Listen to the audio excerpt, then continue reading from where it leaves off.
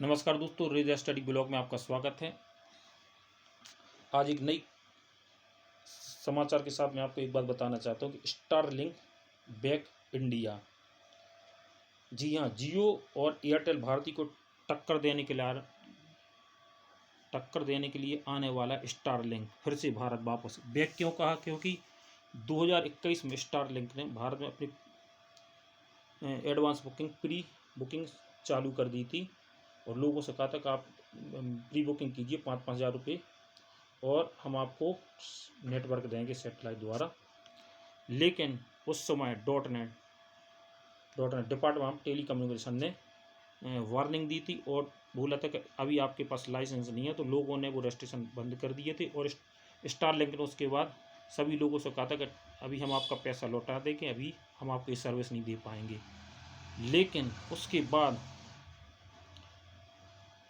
Starlink ने फिर से भारत में लाइसेंस लिया, GMPCS से लाइसेंस के लिए अनुरोध किया है कि उनके लिए अनुरोध दिया जाए, यानी भारत सरकार से अनुरोध किया है। तो स्टारलिंक, जो कि आपको बता, स्टारलिंक क्या है? स्टारलिंक दुनिया के सबसे अमीर व्यक्ति एलोन मस्क की कंपनी है, ये जो कभी गिव अप नहीं करता है। एलोन मस्क ये बहुत बड़ा बंदा है, दुनिया का सबसे नंबर अमीर व्यक्ति एलोन मस्क, इसकी कंपनी है। और स्टारलिंक अभी 40 देशों में अपनी सर्विस दे रही है, 40 देशों अपनी सर्विस दे रही है। और ये सैटेलाइट के द्वारा अपनी सर्विस देती है। अब सैटेलाइट के द्वारा और भी कंपनी अपनी सर्विस देती है, लेकिन सैटेलाइट वो 36,000 किलोमीटर की ऊंचाई पर करती हैं स्थापित। लेकिन जो एलोन मस्क की कंपनी स्टारलिंक है, उसने 550 किलोमीटर की ऊंचाई पर ही अपने सैटेलाइट रखे हैं।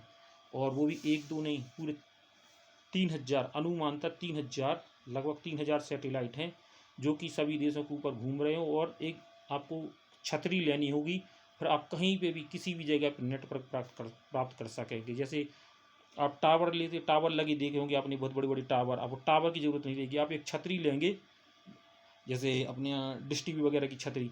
अब आप कहीं भी गांव, कहीं पे भी किसी भी जगह पर हो, कोई भी जगह हो, हर जगह आपको नेटवर्क मिलेगी। और भारत सरकार भी अब राज्य चाहती है, तो भारत सरकार ने भी एलोन मस्क स्टारलिंक के लिए बोल दी कि आप आइए भारत। तो स्टारलिंक का मैनेजमेंट का काम करती है एलोन मस्क की space x company.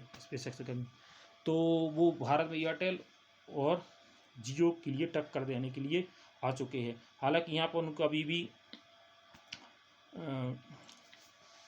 Dot of tele communication से लेनी होगी। उसके बाद उनके लिए टेलीकॉम ऑफ स्पेस से भी वो लेनी होगी, मंजूरी लेनी होगी, टेलीकॉम ऑफ स्पेस से। तो उससे भी उनको मंजूरी लेनी होगी। इतना आसान नहीं होगा उनको अपना भारत में स्टारलिंक का नेटवर्क देना, इतनी आसानी से, मतलब तुरंत ही ये चालू नहीं होने वाला है। लेकिन एयरटेल और जियो भी अब इसमें आगे आ रहे हैं, और वो भी इसमें प्रयास कर रहे हैं कि वो भी अपना सैटेलाइट वाला ये है, तो वो इसके लिए सेवा देना शुरू करना चाहते हैं। इसमें सैटेलाइट के लिए एयरटेल और अपने जियो भी सेवा देना शुरू करेंगे। तो इसमें आपको बताना चाहूँगा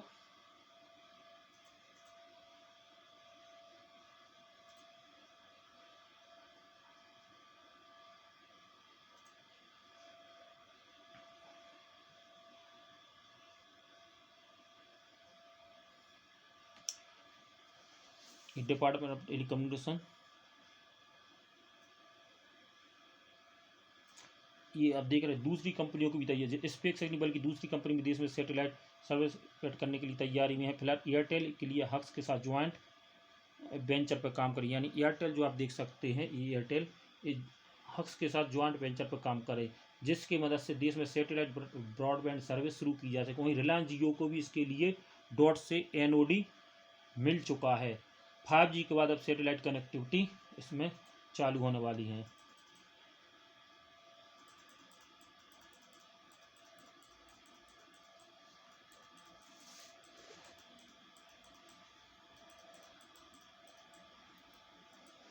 तो आने वाले समय में आपके लिए देश में स्टारलिंक एक कंपनी आने वाली है जो आपको सर्विस देगी सैटेलाइट के माध्यम से।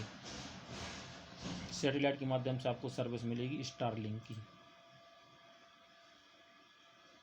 जो आपके हर एरिया में पहुंचेगी, अनेक तक पहुँचा जाएगी। रूरल एरिया, जैसे आपके रूरल एरिया हो गया, रिमोट एरिया, गांव के पिछड़े एरिया जहाँ पे टावर नहीं पहुंच पाते, नेटवर्क नहीं पहुंचते, तो वहाँ पर ये सैटेलाइट के द्वारा आपको नेटवर्क की सुविधा मिलेगी। तो एक अच्छी खबर है, क्योंकि हम उपभोक्ताओं के लिए कंपटीशन रहेगा। जब कंपनी को वैसे भी अपनी VI जाने के बाद, VI के जाने के ज़्यादा वो हैं, जाने के वो आसार हैं, नज़र आ रहे हैं, क्योंकि VI इस समय बहुत ज़्यादा कर्जे में है, जिसको इंडेक्स टावर का बहुत ज़्यादा कर्जा देना है। तो VI इस समय जाने के वो VI बेच रहे हैं गवर्नमेंट को। गवर्नमेंट अपनी BSNL नहीं चला पा रही, तो VI वो क्या चलाएगी? VI यानी ख़त्म होने वाली है। इस तरह से देश में 2 ही टेलीकॉम कंपनी बचती, जियो और एयरटेल भारती, जो आराम से मनमाहे माफक लूटती। लेकिन अब स्टारलिंक के आ जाने से इनकी वो नहीं चल रही जाएगी, मनमानी नहीं चलेगी, एक कंपटीशन रहेगा। इसके बाद और भी कंपनी भारत में आएंगी टेलीकॉम के क्षेत्र में, जो हमको बेहतर नेटवर्क देंगी और कम से कम पैसों में देगी। तो हमें भी चाहिए कि भारत सरकार को भी राजस्व चाहिए। तो भारत सरकार तो चाहेगी कि बाहर की कंपनियाँ यहाँ पर, हमें तो उनको तो राजस्व से मतलब कंपटीशन रहेगा, तो उपभोक्ताओं को भी लाभ मिलेगा और हमारी गवर्नमेंट को भी राजस्व मिलेगा।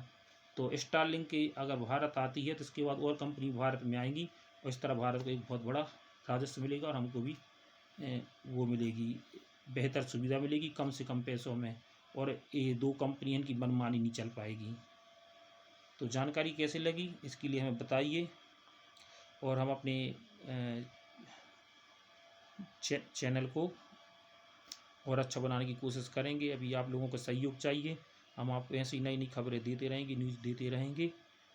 और भारत पाकिस्तान के संबंध में वो जो न्यूज़ देनी है वो हम आपको कल बताएंगे, क्योंकि मेरी दुकान भी अभी इस समय मेरा फेस्टिवल है, तो मेरे भगवान के कपड़े वगैरह और पगड़ी वगड़ी का सीज़न है, तो इस समय थोड़ा मैं समय नहीं दे पाऊँगा वीडियो बनाने में।